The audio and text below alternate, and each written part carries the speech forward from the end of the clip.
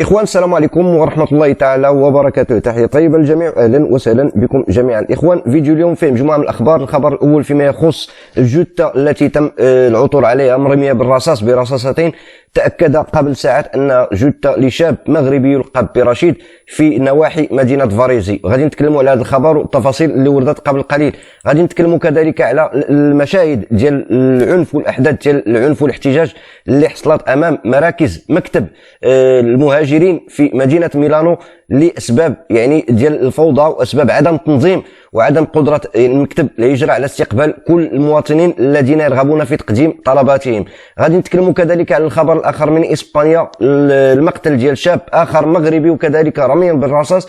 لذلك دائما نصيحة للشباب، مادام الإنسان تيهاجر فالهجرة عندها لأسباب أنه الإنسان باغي يحسن الوضع ديالو الاقتصادي والاجتماعي، فدائما تقول لكم بعدوا على المشاكل، فإن المشاكل لا تجلب إلا المشاكل، والمصير ديالها دائما تيكون سيء ومجهول. إذا الإخوان، أول خبر اللي غادي نتكلموا عليه هو الخبر اللي تورد من ميلانو اليوم في الصباح والبارحة مساء. كانت مجموعة من أحداث ديال العنف والفوضى أمام مكتب المهاجرين في ميلانو.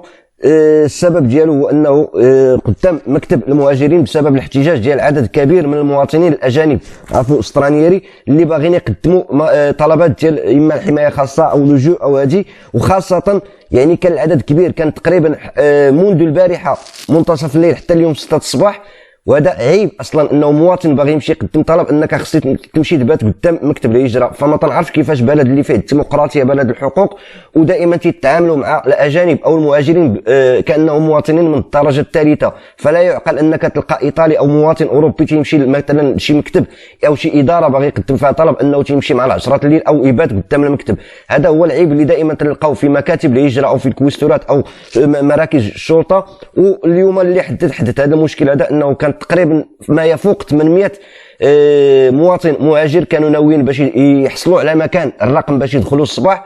ما كانش، فاتوا العدد اللي محدد، نط الفوضى. ومع تقريبا ما يفوق 400 مواطن مصري كانوا متفقين انهم يدوزوا قدام دوك الناس اللي سابقينهم، ونط الفوضى، الشيء اللي اضطر انه تدخل الشرطه وتدخل قوات الامن لتفريق هذا التجمع هذا وهذه الاشتباكات اللي كانت. وهذا الشيء دائما الغلط تعود ماشي على قله الوعي ديال الاجانب، فعلا هناك قله ديال الوعي، ولكن السبب الرئيسي هو سوء التسيير والتنظيم وعدم اعطاء الاهميه للمواطنين والاجانب من طرف المسؤولين على مكاتب الهجره. فدائما ما تنشوفوا هذه المشاكل هذو، وكذلك بشكل في كل المدن تلقاو دائما الكويستورات طريقه ديال التعامل مع الاجنبي كانه انسان من الدرجه الثالثه.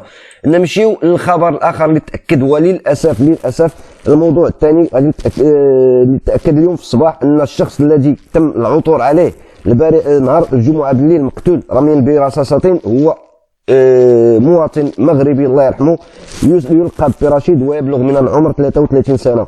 وتترجع الاحداث ديال هذه القصه الاليمه نهار الجمعه، حيث تم العثور على هذه الجثه ديال هذا الشخص المقتول بجوج ديال القرطاسات في واحد الغابه من النواحي ديال مدينه فاريزي المشهوره. هذه الغابات المشهورين بتوافد المروجين المستهلكين ديال المخدرات.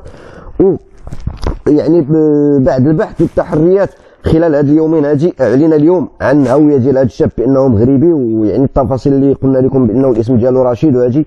وكذلك وجهت التهمه ديال هذا القتل ديال هذا المواطن المغربي وجهت الى احد رجال الشرطه. الان هو راه تحت التحقيق، والذي اقر فعلا انه طلق رصاصتين، طلق النار، سحب النار على واحد السيد اللي كان مشبوه. هو كان تيخاف تيظن بانه هذاك السيد مسلح، لذلك انه دفاعا عن نفسه فضربوا بالقرطاس. هذاك الشاب المغربي حتى انه كان مضروب حاول انه يهرب، فقد وفاته المنيه في هذه الغابه هذه. وتم اليوم التاكيد على الهويه ديالو للاسف الله يرحمه. ودائما كيف تنقولوا بعدوا على المشاكل الشباب، تيجي الانسان باش يبعد على المشاكل ماشي باش يطيح فيها. الخبر الاخر كذلك في هذا المنوار دائما هو العثور على هذا المغربي اللي تم القتل ديالو رميا بالرصاص كذلك في اسبانيا كما ترون. فتحت فرقة موسوس دي سكوادرا الأمن الكتالاني تحقيقا للعثور على منفذ عملية اغتيال بالرصاص طالت المغربي الإسباني محمد كداري شقيق مغني الراب. اغتيل يوم الأحد البارحة في برشلونة نواحي برشلونة. وذكرت مصادر بالشرطة حسب ما نقلت مصادر إعلامية إسبانية أن القتيل استهدف بعدة رصاصات في عملية اغتيال على طريقة العصابات، يعني تصفية حسابات أظن الله أعلم. أبلغ عنها سائق دراجة نارية، كان شي واحد تيز بموتور وبان ليه يعني هاد السيتي قرصو فيه واتصل بالبوليس. كان مارا حوالي 11 ديال الصباح، يعني حتى مع في وسط النهار ماشي حتى بالليل، في شارع ساراقوستا في مدينة برشلونة. ووفقا للمصادر فقد حاولت خدمة الطوارئ، يعني الناس اللي جاوا تاع الإسعاف حاولوا لقاوه باقي حي، حاولوا أنهم يغيتوه ينقذوه، ولكن يعني ما تمكنوش ووفاته المنية.